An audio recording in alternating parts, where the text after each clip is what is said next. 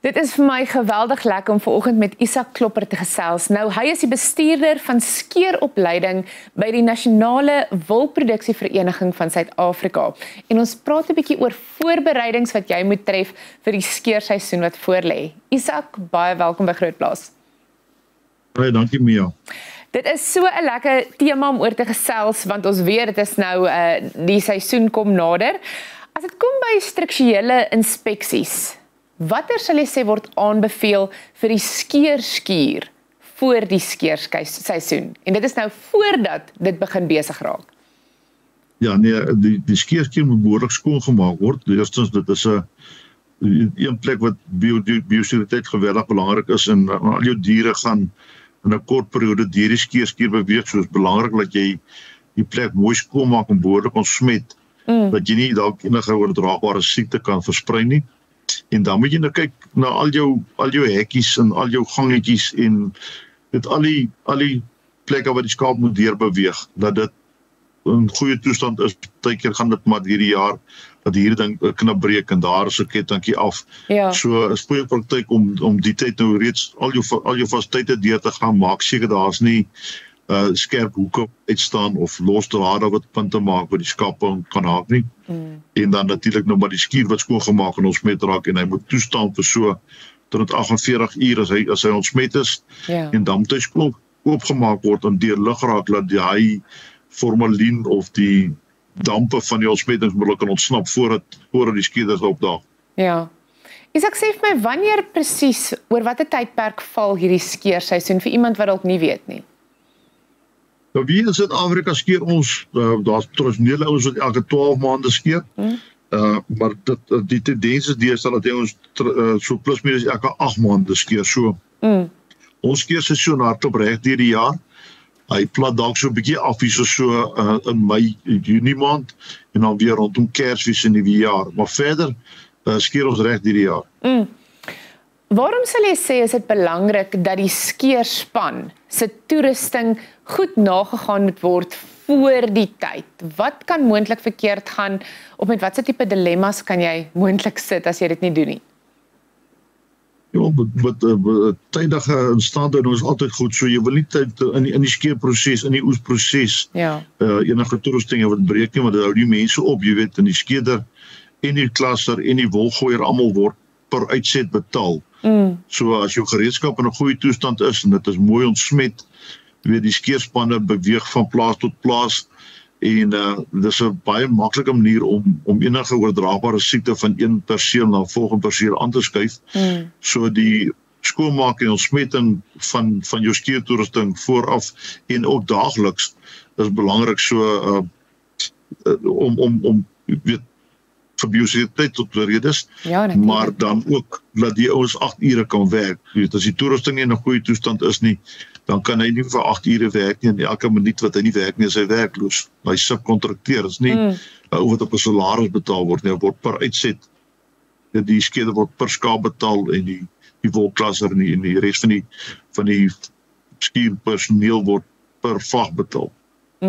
Sê my net gou vinnig, wat is van die moeilikheid wat kan plaasvind indien die skeerspan nie voorbereid is vir daai belangrike oes soos wat jy sê? Ja, wel, ek dink die eerste ding is as daar brekasies op jou skeertoerusting is, dan gaan jy nie kan aangaan nie, een lid van die span gaan nie kan werk nie, en dan natuurlik as jy nie behoorlik jou toerusting kon slyp en voorberei nie, dan gaan hy kamme in die skeer net eenvoudig nie sny nie, so jy kan die wêreldkampioen skeerder wees, as jou gereedskap nie voorberei is, dan sukkel jy maar. Ek meen, jy kan nie moet 'n grasnyer Formule 1 wedloop wen nie. Dit is so. Isak, ek en jy gaan nou verder gesels. Ons gaan net gou breek en bietjie finansies gesels met FR+.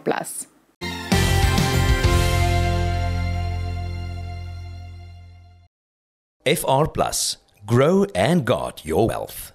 Ons gesels vandag met Reinhard Erasmus, hy's 'n finansiële adviseur by FR+. En ek moet daarom ook net sê, FR+ is 'n privaat ekwiteit beleggingsplatform en geregistreerde FSP. Reinhard, goeiemôre, baie welkom. Dankie Fransjo, lekker om hier te wees. Kom ons gesels 'n bietjie oor julle verskillende versekeringsprodukte wat julle bied by FR+ op die oomblik. Ja, Fransjo, so FR+ spesialiseer ons in jou persoonlike en besigheidsrisikoversekering en ons kyk ook na jou persoonlike en kommersiële korttermynversekering. Okay, en die produk wat julle aanbied of aanbeveel vir die meeste van julle kliënte? So op die besigheids- en risikoversekering beveel ons sterk aan een wat volhoubaar is. Nou net om met 'n maklike woorde te sê, dit beteken jy het 'n premiepatroon wat vas is, wat nie jaarliks verhoog nie, maar jou dekking verhoog wel. Dit is vir ons uiters belangrik dat die kliënte se premies nie weghardloop met hulle nie, veral op 'n ouderdom, op 'n latere stadium van hulle lewe wanneer hulle dit die meeste nodig het. Nou jy op Grootplaas gesels ons ook geweldig baie oor landbouversekering. Ek dink dis belangrik dat ons twee vanoggend daarby uitkom. Die benadering wat jy volg tot landbouversekering is uniek, nee. Baie belangrik. Ja, so by FR+ verstaan ons die uitdagings van jou klein privaat plaasfinansies. So in plaas daarvan om na 'n boer se persoonlike inkomste te kyk en so sy dekking te bepaal, kyk ons na die hele omset van die plaas en dit gee vir ons 'n baie akkurate maatstaf om hierdie dekking dan te bepaal. Ons maak baie seker dat alle skuld op hierdie plaas verseker word en dan natuurlik dat daar likwiditeit in die boedel is om boedelbelasting te beredder en dan natuurlik omdat die geliefdes wat oorbly dat hulle finansiëel omgesien word. Reinhard, jy het ook 'n ander benadering as mens kyk na lewensversekering as wat ander produkte op die mark het. Hoe verskil dit? Ja. So FR+, ons kyk ons versekering is behoefte gepas en dit is aanpasbaar. So dit verander soos wat jou lewe verander. So wat ek hierby bedoel is die dekking verander soos wat jou loopbaan verander, jou finansiële toekomsbeplanning en jou familie en jou gesin. So eintlik verseker ons dat jy betaal eintlik net vir wat jy werklik nodig het. So.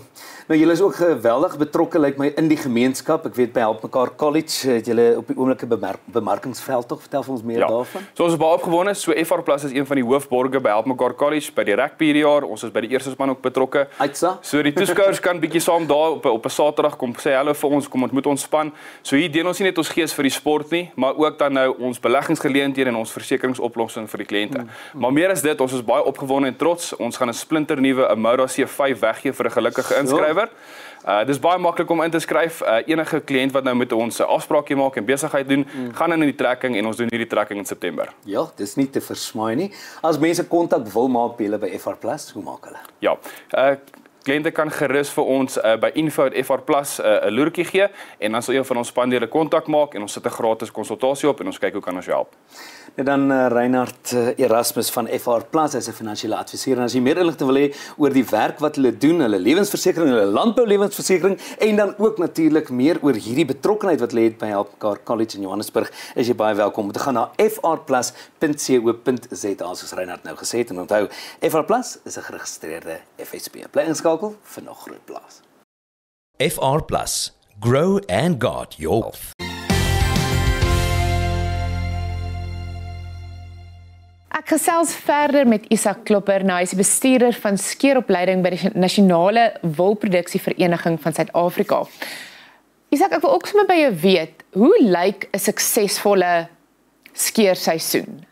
Ek meen in die industrie, wat bepaal julle as dit was nou 'n goeie seisoen gewees?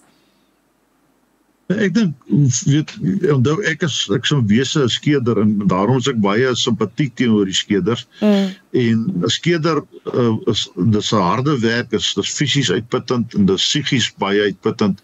Want is harde werk elke dag en jy is weg van die huis af, jy beweeg van plaas tot plaas, so dis die uitdagende omstandighede waarin jy bly en waarin jy werk.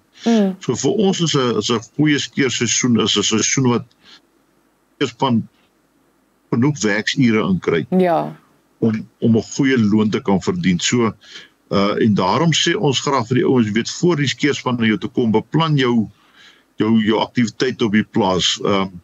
Elke boer weet wanneer hy sekere belangrike aktiwiteite moenie laat skeer en oes byvoorbeeld as jou graanoes of jou pampoenoes moet inkom, moenie dit in die skeer bots nie. Jy weet, want personeel op die plaas word vir veel malige of veel nuttige of vir meer as een aktiwiteit aangewend. So jy wil nie dat die skeerspan sit en werksure verloor nie. So beplan jou dinge vooraf, kry jou krale reg, bring jou skape nader na die huis toe. Beplan hoeveel skaap jy op 'n dag wil skeer en bespreek met jou skeerkontrakteur dat jy die regte span bestel. Ja. Jy weet, as jou fasiliteit dit toelaat om 400 skape op 'n dag te skeer, moet nou nie 6 skeerders kry wat 900 skape op 'n dag kan skeer nie. Want dan gaan die manne tyd verloor. So, dis die klas goed wat jy moet ingestel wees met wat die span kan doen. En dan op 'n dag wil ons graag hê ons dag moet in 4 skofte gedeel word. So jy weet jy werk vir 8 ure, dit gee die skeerder en die personeel in die skeerskuur die geleentheid om te werk, want hy weet hy het 'n halfuur breek of hy het 'n uur breek van middagete. So werkstyd is vir ons belangrik. Jy weet as die skeerder sit, staan of lê, is hy werkloos. Absoluut, dit maak regtig sin. Ek sal graag ook by jou wil weet, hoe beïnvloed dit die gesondheid van die skape indien daar nie voldoende voorbereiding en beplanning gemaak word nie? Is daar 'n korrelasie tussen die gesondheid van die skape en die sukses? Jy gooi 'n paar curveballs in vermoere. Die gesondheid die aard van die saak moet ons dat jou skeerders moet opgelei wees. Ja. As jy goed opgeleide skeerders het, kan hulle die diere reg hanteer, so die kans op beserings word beperk en snyplekke en so aan ook. So dis maar eintlik die grootste wat skeer kan 'n invloed hê op die gesondheid van die diere. En dan natuurlik die biosekuriteit. Jy wil nie enige siektes van elders af oordra nie. Ja. En ek dink ook dit gaan vanselfsprekend dat daar ook veiligheidsmaatreëls moet in plek gestel wees, né? Nee? Ja, veiligheid, maar ek weet die meeste boere het in elk geval maar sy veiligheid en sy sekuriteit vir die diere. En dan natuurlik, die wolle se kommoditeit wat geld werd is, so ons ondervind veral in die Oos-Kaap en die kommunale dele dat woldiefstal 'n groot probleem raak. En hulle moet wagte reël om in hulle skeerskure te slaap om die wol te beskerm en so aan. Kom julle agter, kan mens in julle industrie agterkom as ons kyk na die kwaliteit van die wol? Kan julle sien of daar beplanning en voorbereiding plaasgevind het of nie? As mens kyk na die kwaliteit spesifiek. Wel, as jy na die wol kyk, ek meen die wolvesel wat jy afskeer, sê maar jy die skaap 8 maande terug geskeer, jy skeer hom nou weer, dan kan jy fisies na die stapel kyk, na die lengte van die wol. Ja. En daai lengte van die wol gaan jou kan vertel wat die voedingstoestande was. Weet as die skaap se voedingstoestande goed beplan was en hy het 'n eenvormige voedingspyl gehad, dan gaan dit 'n lekker baie sterk wolvesel wees wat jy afskeer. Sou daar ergens 'n gewellige verandering in voedingspyl gewees het, sê maar jy het hom skielik baie hoër proteïene en energie gegee as wat hy gekry het, of hy's van goeie veiding af na swak veiding toe, dan beïnvloed dit die kwaliteit en die sterkte van die vesel. So jy kan 'n tenger gedeelte in die vesel kry wat maak dat die wol nie so sterk kan trek nie, en dan in die verwerkingsprosesse kan 'n ou klomp wol verloor in die proses. So die voeding is belangrik, en dan natuurlik siektes. Ja. As die boere goeie siektebeheerprogram volg, dan gaan sy diere nie onnodig koors en so aan kry nie. En ek weet, as 'n skaap skielik hoë koors gekry het, dan sit 'n onmiddellike breek in die wol. So dis maar, ek dink hoofsaaklik, en dan natuurlik die kondisie van die diere. As die diere in 'n goeie kondisie in die skeerskuur inkom, dan is lekker vet, en dan is hulle glad en rond, en dan maak dit maklik vir die skeerder om hulle te skeer. Jy kan nou dink, 'n gladde dier, die kan gly makliker op sy lyf, as wat jy 'n skraal dier het wat die ribbes uitsteek en die heupbene uitsteek. So, as daai dier in 'n goeie toestand in die skeerskuur aankom, kan ons hom vir jou mooi maak en weer in 'n goeie toestand uitsit. Maar ou oopie van Australië, om Eric Chad het altyd gesê, you can't make a silk purse out of a sow's ear. So jy kan nie verwag jou skeerder moet 'n mooi kwaliteit werk lewer, dat jy vir hom substandaard skaap in swak kondisie aanbied om te skeer.